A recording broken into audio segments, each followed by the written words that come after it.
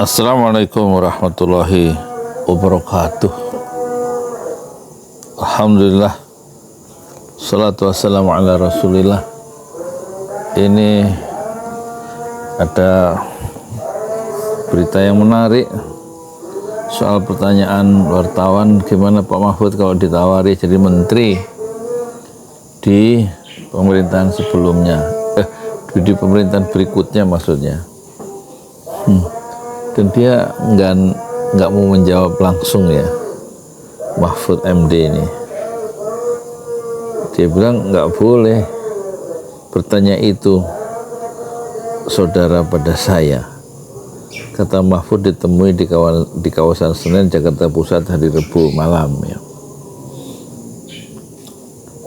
Kenapa menurut mantan Menko bidang politik hukum dan keamanan atau Menko Polhukam itu hanya orang yang memiliki kepentingan yang bisa menanyakan hal itu kepadanya?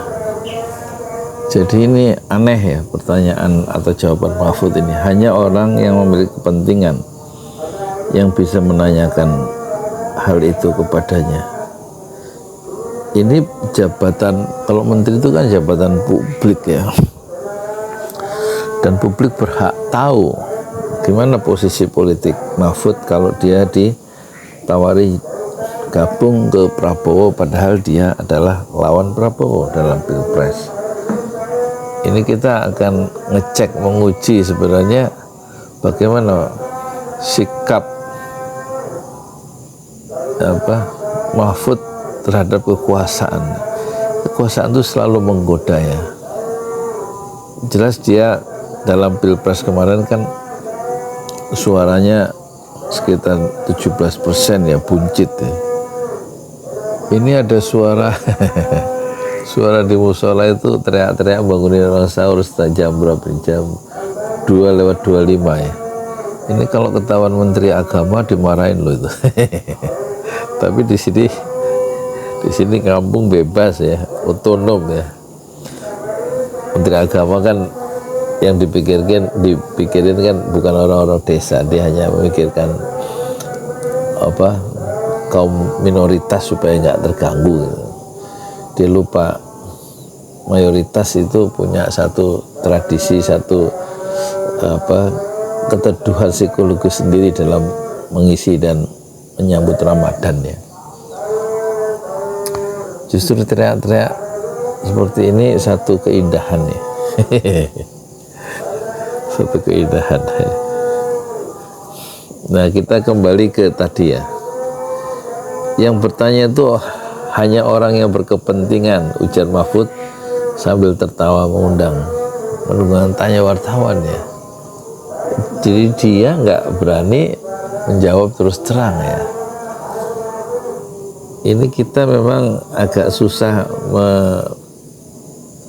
sebenarnya nggak susah melihat Mahfud ini, dia bisa beradaptasi ya. Dulu dia itu ketua tim pemenangan Prabowo waktu Prabowo lawan Jokowi dan Prabowo kalah. Tim suksesnya itu adalah Mahfud ya. Dan kemudian Mahfud masuk menjadi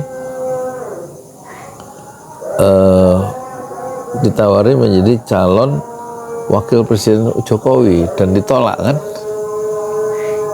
oleh ketua-ketua partai, ditolak oleh Muhaimin, ditolak oleh P3, kemudian ditolak oleh Nasdem, ditolak oleh Golkar ya. Sehingga last minute, di menit-menit terakhir,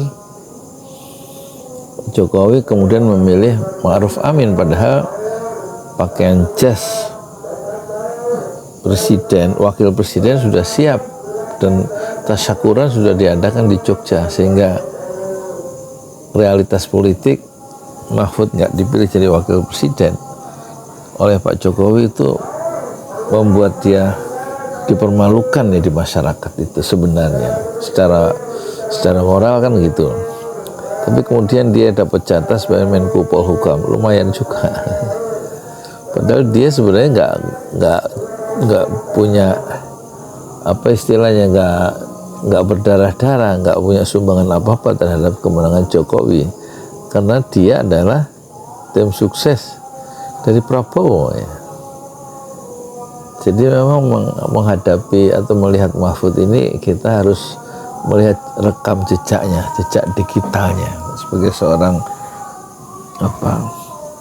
bukan seorang idealis dia sekarang. Dia seorang yang pragmatis dan juga lebih jauh dia seorang oportunistik ya. Setiap peluang-peluang yang kira-kira menguntungkan dirinya akan dia ambil. Oleh karena itu kita jadi tidak heran ketika dia ditanya bagaimana kalau Prabowo itu menawarkan dia jadi jabatan menteri dalam kabinet Prabowo yang nanti setelah dilantik itu tanggal 20 Oktober. Mahfud sebenarnya dengan jawaban yang boleh menanyakan itu orang yang berkepentingan, nanti bukan wartawan, tapi tentu Prabowo sendiri, itu menunjukkan dia mempunyai sikap yang bingung sekarang. Kalau memang tawaran itu datang, apakah layak untuk disingkirkan? Boleh juga kalau diambil, kira-kira gitu ya.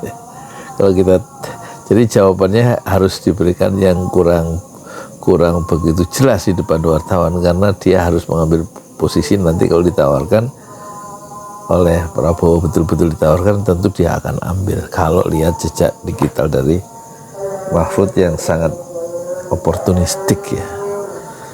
Jadi jawaban Mahfud itu sebenarnya mengecewakan wartawan, tapi kita sudah bisa menduga ya. Dan kemudian dia kemudian justru menjelaskan sejumlah kewenangan hakim konstitusi. Dia malah mengomentari tentang proses persidangan sengketa pemilihan pilpres di Mahkamah Konstitusi. Jadi malah justru dia menjawab pertanyaan-pertanyaan yang tidak diajukan oleh wartawan ya, soal kemungkinan dia ditawari oleh Prabowo. Itulah Mahfud ya, yang sangat kontroversial. Ya mungkin dia mengikuti gurunya, yaitu Gus Dur, Abdurrahman Wahid, yang juga sangat kontroversial. Kita lihat nanti ya manuver-manuver Mahfud setelah dia nanti kalah atau tidak berhasil untuk kedua kalinya menjadi calon wakil presiden. Pertama gagal menjadi calon presiden dari Jokowi tahun 2019, dan tampaknya dia akan gagal lagi menjadi calon wakil presidennya Ganjar pada tahun 2024. Zaman memang tidak memihak Mahfud untuk menjadi wakil presiden, tapi tampaknya dia akan dapat posisi menteri dari Prabowo, dan tampaknya Mahfud tahu siapa dia dan siapa dirinya. Hanya dia yang tahu apakah dia nanti jadi menteri atau tidak. Tampaknya dia sudah menemukan jawabannya, tapi dia tidak sampaikan kepada wartawan. Assalamualaikum warahmatullahi wabarakatuh.